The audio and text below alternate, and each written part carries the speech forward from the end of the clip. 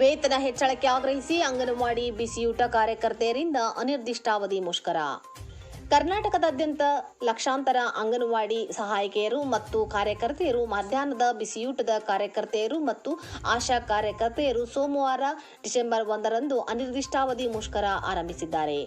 ಕೇಂದ್ರ ಸರ್ಕಾರದ ಮುಂದೆ ತಮ್ಮ ಬೇಡಿಕೆಗಳನ್ನು ಈಡೇರಿಸುವಂತೆ ಆಗ್ರಹಿಸಿ ಧರಣಿ ನಡೆಸುತ್ತಿರುವುದರಿಂದ ಅಂಗನವಾಡಿ ಕೇಂದ್ರಗಳು ಮತ್ತು ಮಧ್ಯಾಹ್ನದ ಬಿಸಿಯೂಟ ಸೇವೆಗಳ ಮೇಲೆ ಪರಿಣಾಮ ಬೀರಿದೆ.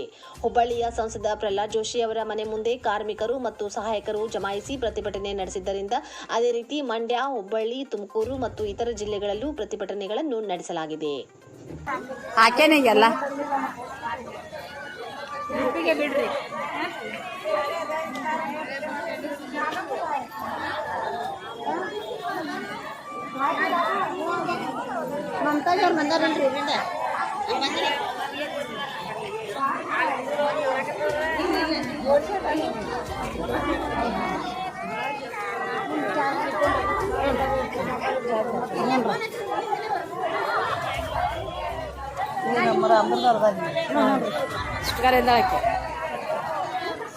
ಬಂದಾರ ಟೀಚರ್ ಅಲ್ಲಿ ಹೊಂಟಾರ ಬಂದಾರ್ರಿ ಬಿಡ್ರಿ ಅಂತಿನ್ನ ಅಲ್ಲಿ ಹೊಂಟ ಅಲ್ಲಿ ಹೊಂಟಾರ